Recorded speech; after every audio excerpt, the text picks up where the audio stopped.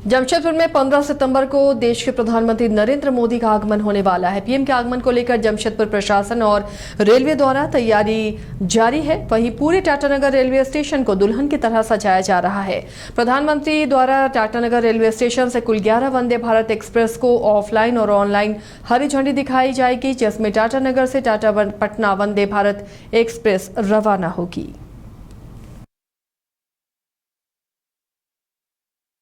एक बार आना चाहिए। आज जमशेदपुर का पूरा कायाकल्प हो गया। क्या खासकर स्टेशन का कुछ गरीबों को हुआ, लेकिन देखिए कुछ के नुकसान से बहुतों को फायदा मिला। गेहूं में जौ पिसता है। हाँ, गेहूं में जौ पिसता है क्या, लेकिन बहुत अच्छा रहा और बहुत अच्छा हो, ये हमारी शुभकामनाएं हैं। क्या इस तरीके से दुल्हन की तरह सजाया जा रहा है। हाँ। पहली बार ऐसा स्टेशन सज रहा है। हाँ, पहली बार सज रहा है। सब कुछ नहीं कर रहे हम लोग। पहली बार प्रधानमंत्री आ रहे हैं टाटानगर से। हाँ, पहली बार आ रहा है। ये तो पहली बार आया है। अभी हम लोग को अभी पता चला जब मोदी साहब आ रहा है।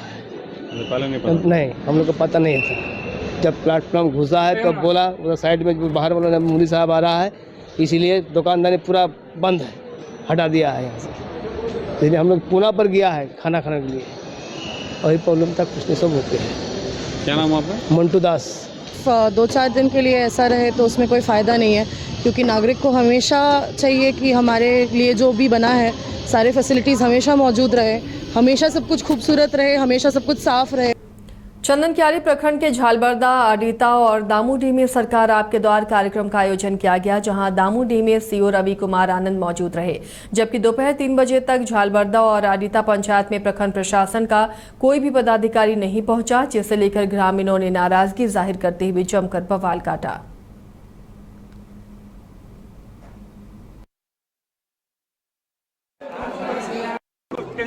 क्या दिक्कत था?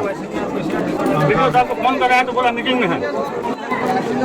तो क्या लगता है आपको यहाँ पे जो आम जनमानस पहुँच रहे हैं, काम नहीं हो रहा है? कहाँ से काम होगा? कौन लेगा जमा लेने वाला चाहिए सही फॉर्म जो है, कौन जमा लेगा? हम क्या बोलिए, तो ये लड़का कौन लेगा जमा? तकरीबन 2:30 बजने चले, अधिकारी नहीं पहुँचा। 10 बजे से अभी तक कोई नहीं आया है। अभी तक कोई बड़ा पैसे पाए हैं, कोई भी एक दिखा दे हमको। यहाँ जो 36 योजना है, एको को योजना सक्सेसफुल नहीं होगा। एक ही योजना का फॉर्म जमा हो रहा है, वो भी मुखिया साहब ले रहे हैं, बाकी कोई नहीं है। तो आपको लगता है कि ऑन द स्पॉट होना चाहिए, वो नहीं हो पा रहा? कुछ नहीं होगा, ये काम होने वाला ही नहीं है। आज ये आया है, इसमें कोई ऑफिसर अभी तक नहीं पहुंचा यहाँ पर। सुबह से आदमी लोग घूम रहा है, आज जाके सब घूम के जा रहा है, सब बेकार काम हुआ है। पंचायत में कोई काम नहीं हो रहा। सब आदमी लोग धान का खेत में काम करता, 2-5 रुपया अपना बचाता, यहाँ आके सबको दौड़ा रहा है, फॉर्म जेरॉक्स हो रहा है और कोई काम नहीं हो रहा है। यहाँ कोई काम नहीं है। झूठो आदमी लोग को परेशान कर रहा है, झूठो का फॉर्म भरवा रहा है और अपना कहाँ रख रहा है फॉर्म का, कोई रिसीविंग नहीं मिल रहा है, कुछ नहीं मिल रहा है यहाँ। जहाँ मन तहाँ जो मर्जी जो है ना, कोई नहीं आया, नहीं रिसीविंग नहीं, जो अपने झूठो मूठो आदमी लोग का फॉर्म जमा ले रहा है और सब आदमी नाश्ता खा रहा है। ऑफिसर 1-2 आया है जो अपना पंचायत लेवल सब, वो सब आदमी लोग सब भूखे। सारठ सामुदायिक स्वास्थ्य केंद्र सभागार में सारठ विधायक रणधीर कुमार सिंह की अगुवाई में अस्पताल प्रबंधन समिति की बैठक हुई। बैठक में सामुदायिक स्वास्थ्य केंद्र में digital X-ray machine, CBC machine और बीमारियों से संबंधित उपकरणों को लगाने और अस्पताल का रंग रोगन के साथ साथ क्षेत्र के ग्रामीण इलाकों में उपस्थित स्थित उप स्वास्थ्य केंद्रों की व्यवस्था सुदृढ़ करने का भी प्रस्ताव पारित किया गया।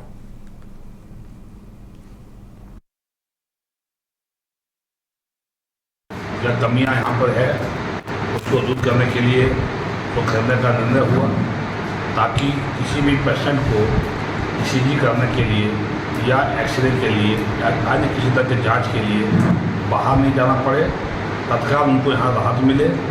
और इसके लिए उस एक्सरे मशीन को चलाने के लिए, ईसीजी मशीन चलाने के लिए जो कमियाँ यहाँ पर है उसको दूर करने के लिए तो खरीदने का निर्णय हुआ, ताकि किसी भी पेशेंट को ईसीजी करने के लिए या एक्सरे के लिए या अन्य किसी तरह के जांच के लिए बाहर नहीं जाना पड़े, तत्काल उनको यहाँ राहत मिले। और इसके लिए उस एक्सरे मशीन को चलाने के लिए, ईसीजी मशीन चलाने के लिए जो कमियाँ यहाँ पर है उसको दूर करने के लिए तो खरीदने का निर्णय हुआ। पाकुड़ में लूटपाट और छिनतई की घटना को अंजाम देने वाले गिरोह के एक शातिर अपराधी को पाकुड़ नगर थाना की पुलिस ने गिरफ्तार कर लिया है। दरअसल 21 जुलाई को नगर थाना क्षेत्र के कीताजोर में जूता व्यवसायी से 4 अपराधियों ने मिलकर छिनतई का प्रयास किया था। साथ ही धारदार हथियार से जानलेवा हमला भी किया था, जिससे व्यवसायी जख्मी हो गया था। हमले के दौरान अपराधियों ने फायरिंग भी की थी। इसके बाद 22 जुलाई को नगर थाना क्षेत्र में प्राथमिकी दर्ज कराई गई थी, जिसके बाद पुलिस ने कार्रवाई करते हुए सफलता हासिल की।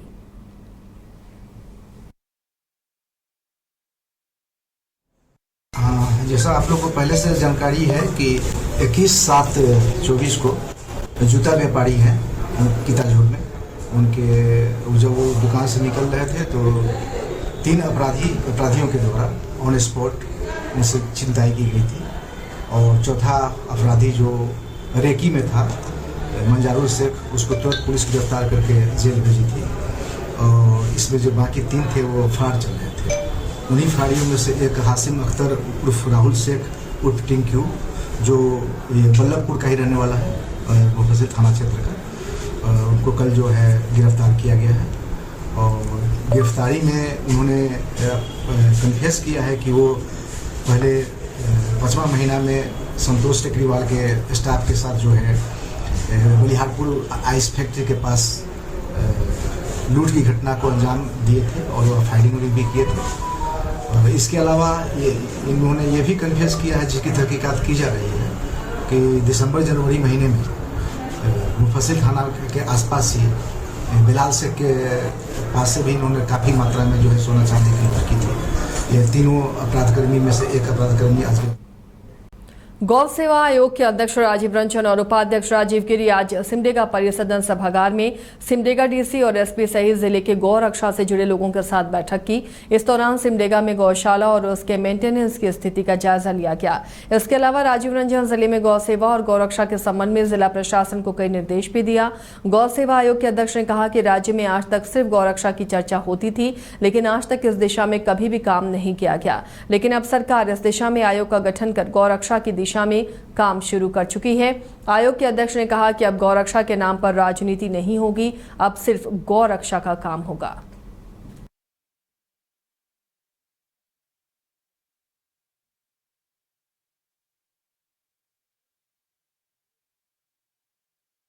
देखिए, प्रशासन के साथ अभी हम लोगों की मुलाकात हुई और एक बैठक भी हुई। राज्य गठन के बाद लंबे अरसे के बाद गौ सेवा आयोग का पूर्ण गठन हुआ है माननीय मुख्यमंत्री जी की संवेदनशीलता के कारण। चूँकि गौ वंश के नाम पर इस प्रदेश के अंदर राजनीति तो बहुत हुई, लेकिन इसको पूरी तरह से गौ सेवा आयोग को निष्क्रिय करके रख दिया गया था। जब से गौ सेवा आयोग का पूर्ण गठन हुआ है, हम लोगों की प्राथमिकता रही है कि राज्य में गौशालाएँ आत्मनिर्भर कैसे बने, इस बात को लेकर के हम सभी काम कर रहे हैं और लगातार काम कर रहे हैं। कई योजनाओं को लेकर के हम लोग आज प्रदेश के अंदर आए हैं। हमारी गौ माता हमारा दायित्व कार्यक्रम जो हम लोगों ने शुरू किया है, उसके माध्यम से गौशालाओं को किस प्रकार से आत्मनिर्भर बनाएं और लोगों को गौ सेवा से जोड़ने का एक प्लेटफॉर्म तैयार कर रहे हैं। हम लोगों ने ऑनलाइन पोर्टल बनाया कि आयोग की गतिविधियों की पूरी जानकारी, आयोग में निकलने वाले कोई भी जो निविदा है उसके बारे में जानकारी, आयोग से कोई शिकायत है किसी को, तो वो भी ऑनलाइन उसको दर्ज करा सकते हैं। बहुत जल्द हम लोग राष्ट्रीय स्तर का एक सेमिनार भी आयोजित कर रहे हैं। पारिस्थितिकी संतुलन और आधुनिकता के दौर में गौ सेवा के क्षेत्र में एक अवसर और चुनौतियां के नाम पर देश भर के उत्तर, दक्षिण, पूर्व, पश्चिम चारों कोने से 400 प्रतिनिधि रांची आने वाले हैं, झारखंड के अंदर।